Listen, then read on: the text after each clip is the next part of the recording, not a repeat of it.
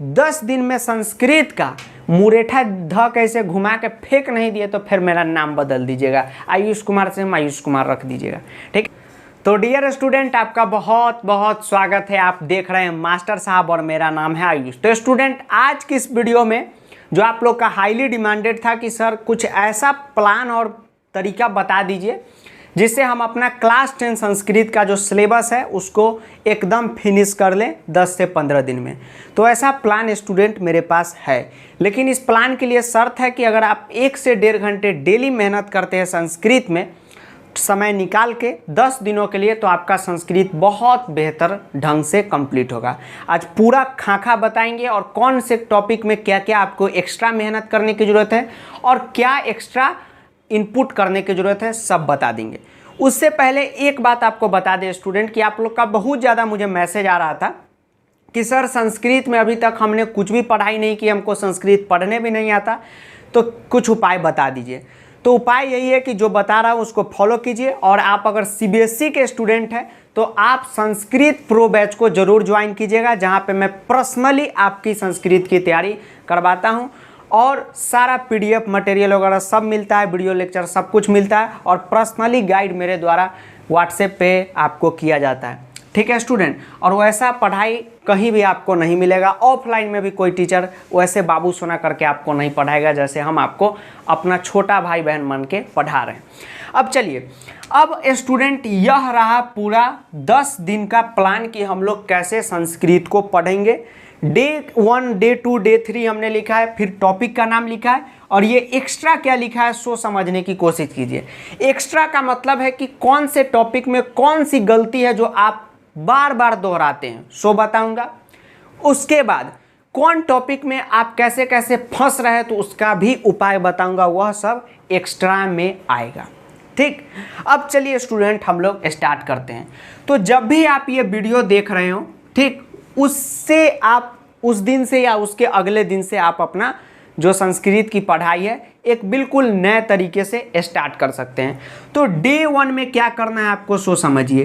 पहला दिन आपको घटिका और अव्यय को कंप्लीट करना है। बहुत आसान सा टॉपिक है, ऐसे चुटकी मारिएगा ना हो जाएगा। जितना देर में आप अपने बाबू सोना को फ़ोन करके तैयार करते हैं पिज़्ज़ा बर्गर खिलाने के लिए, ए बाबू ये चलो ना प्लीज़ प्लीज़ चलो ना, उतना देर में, उससे कम देर में घटिका और अव्यय फिनिश हो जाएगा और आपका बोर्ड में 7 से 8 नंबर एकदम कन्फर्म हो जाएगा।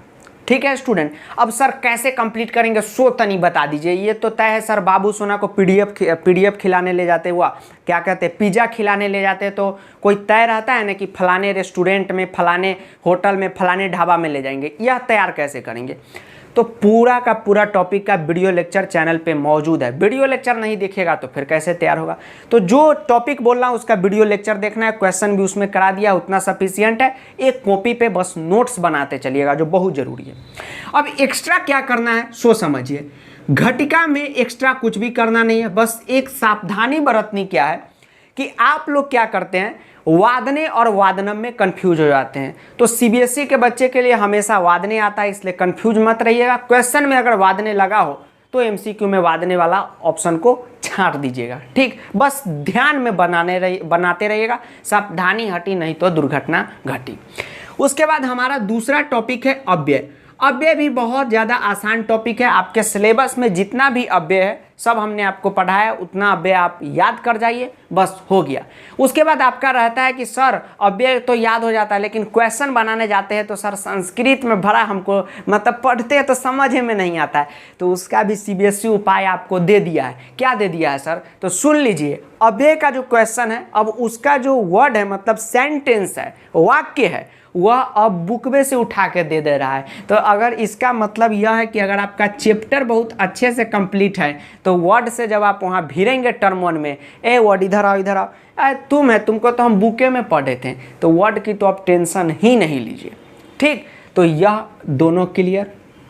उसके बाद हमारा डे 2 में करना है प्रत्यय। ठीक है, बहुत मज़ेदार टॉपिक है। क्लास 10 में जितना आपको बाबू सोना को इम्प्रेस करने में मज़ा नहीं आता होगा, मज़ा किसको आता है?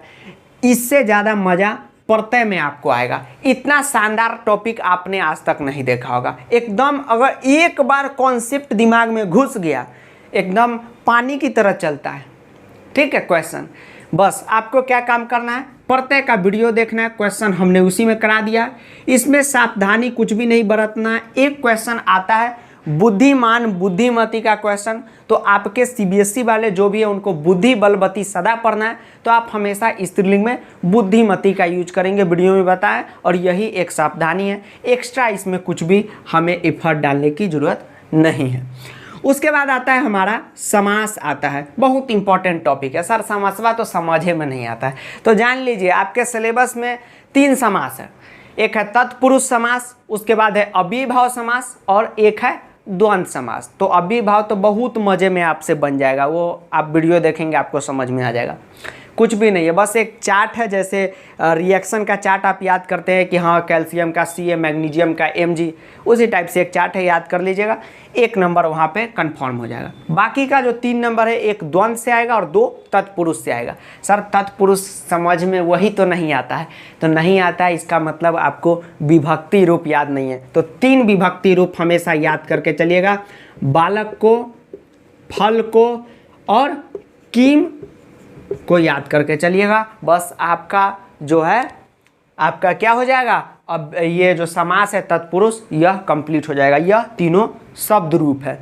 और बता देते हैं यह तीनों शब्द रूप का आपके पास होबे करेगा बचपन का किताब, तो वहाँ बालक, फल और कीम दिया होगा। नहीं होगा तो छोटका भाई बहन होगा उसका किताब ले लीजिएगा, लेकिन उसको बताइएगा नहीं कि बालक याद करने, नहीं तो आपके पे हंस देगा। ठीक, और कोई भी नहीं है तो आप हमें इंस्टा पे मैसेज कर दीजिएगा, हम वहाँ पे आपको प्रोवाइड करा देंगे। ठीक है, इंस्टाग्राम का लिंक डिस्क्रिप्शन में है। उसके बाद है संधि। संधि में क्या होता है स्टूडेंट, सबसे इंपॉर्टेंट चीज़ होता है कि इसमें क्या कीजिएगा स्टूडेंट, सूत्र जो होते हैं जो हमने वीडियो में बताए हैं इसको एकदम याद करके चलिएगा। सूत्र को एकदम याद करके चलिएगा, जो रूल है कि कैसे वर्ण का हम चेंजिंग करते हैं उसको याद करिएगा, और इसमें सावधानी बरतने की जरूरत है। यह था डे 4। ठीक, डे 4 तक आते आते हमारा लगभग 16 मार्क्स का टॉपिक कंप्लीट हो गया 40 मार्क्स में। उसके बाद एक टेस्ट भी हम कंडक्ट कराएंगे 10 अक्टूबर को। ठीक, इसके बारे में भी बता रहे हैं। अब आइए डे 5 में आपको क्या करना है सो सुनिए। डे 5 में क्या करना है, वाच्य करना है और शुद्धि करना है, दोनों एकदम सिमिलर टॉपिक है। यह कंप्लीट है तो आपका यह अपने आप कंप्लीट हो जाएगा। ठीक, तो डे 5 तक आपका ग्रामर का जो टॉपिक है वह पूरा का पूरा कंप्लीट हो जाएगा। उसके बाद इसी बात में आगे हम बताएंगे चैप्टर में कि वह जो क्वेश्चन है भाषिक कार्यम का, विशेषण का, कर्तृपद का, विपर्य का, पर्यायवाची का, वो कहाँ से करना है वह सुनिए। अब वह कहाँ से करना है, यह है चैप्टर 1, यह है चैप्टर 2, यह है चैप्टर 4 और यह है चैप्टर 5। चैप्टर 3 नहीं पढ़ना है टर्म 1 में, मात्र 4 चैप्टर पढ़ना है। सूची पर्यावरणम, बुद्धि बलवती सदा, और कौन पढ़ना है, शिशुलालनम और जननी तुल्य वत्सला। तो आपको क्या लगा हम एक दिन एक चैप्टर को देंगे, चैप्टर तो एक मतलब पूरा 10 चैप्टर एक दिन में कंप्लीट हो जाएगा?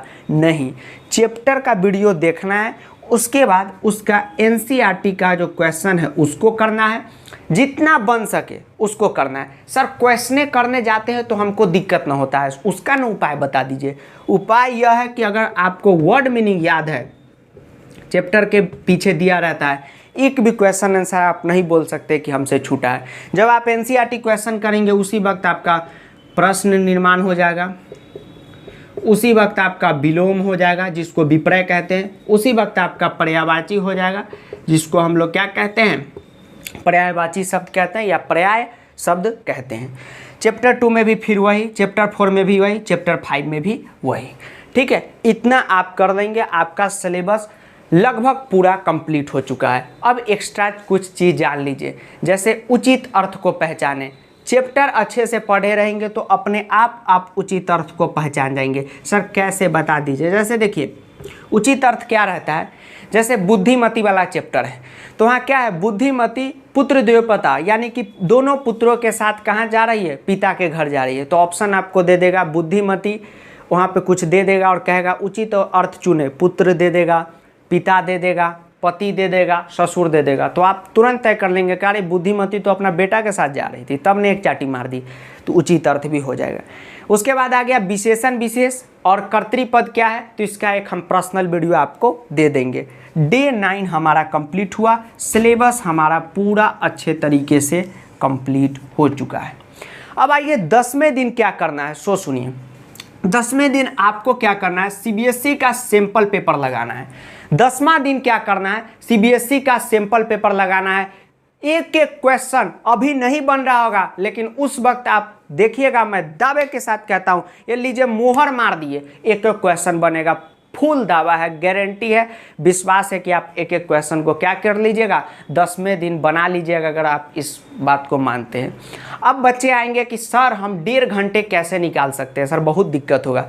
तो एक बात जानिए, अभी आपको अगर टर्म 1 में बेहतर मार्क्स लाना है, तो यह नहीं कि सभी सब्जेक्ट को लेके चल दिए, एक बार में 10 गो बाबू लेके आप फरिया सकते हैं, नहीं फरिया सकते। एक बाबू को टाइम दीजिए 2 बजे, फिर किसी को 3 बजे, तब ना सब आपके साथ रहेगी। आप सोचिएगा एक के बार में सबको लेके पहुंच गए, वैसे नहीं होगा। एक बार में सब सब्जेक्ट को ऐसे ले लेके नहीं पहुंचे, नहीं तो ऐसे झूलते रह जाइएगा बीच में। अरे 10 दिन है, अपना टाइम निकालिए, 1.5 घंटा, एक सब्जेक्ट को लात मार के उधर साइड कीजिए और संस्कृत कंप्लीट कर लीजिए। एक सब्जेक्ट से तो टेंशन हटेगा ना, हटेगा वे करेगा। अब हम उम्मीद करते हैं कि 9 अक्टूबर तक सभी बच्चे अपना कंप्लीट कर लिए होंगे। ठीक, अभी होता होगा क्या कि अभी कोई वीडियो 10 दिन बाद देख रहा है, उसके बाद 10 अक्टूबर को एक हम ऑनलाइन टेस्ट कराएंगे आप लोगों का। ठीक, कैसे कराएंगे वो आगे हम बताते रहेंगे, लेकिन इस टेस्ट को ज्वाइन करना सबके लिए मैंडेटरी है, क्योंकि यही टेस्ट तय करेगा। इस टेस्ट में आप टेस्ट देंगे, मैं कॉपी चेक करूंगा, फिर बताऊंगा कि कौन कौन सी गलती है जो आपको नहीं करनी चाहिए। तो इसके लिए सब अपने आप को रेडी कर लीजिए, लेकिन यह नहीं कि अब 9 अक्टूबर है तो अभी देख रहे हैं तो अब चैन की नींद सो जाएं, अपना लफोईबाजी करे, मस्ती करे, गाड़ी हुरका, पेट्रोल महंगा हो गया तब पर भी। इसका वेट नहीं करना है, जितना जल्दी हो सके सभी बच्चे को कंप्लीट करना है। इसमें जितना भी टॉपिक है, सारे टॉपिक का वीडियो लेक्चर यूट्यूब पे मौजूद है मास्टर साहब पे। ठीक, और जो भी टॉपिक है, जैसे हमने बताया ना कैसे कर्तृपद को चुनेंगे, विशेषण विशेष, अभी टाइम है, उसको हम देते रहेंगे, उसके लिए टेंशन नहीं लेना है। फिर इंपॉर्टेंट क्वेश्चन का प्लेलिस्ट है, सारा चीज़ फॉलो कीजिए। और देखिए 10 दिन में संस्कृत का मुरेठा ध कैसे घुमा के फेंक नहीं दिए, तो फिर मेरा नाम बदल दीजिएगा, आयुष कुमार से मायूष कुमार रख दीजिएगा। ठीक है स्टूडेंट, तो मिलते हैं नेक्स्ट वीडियो में।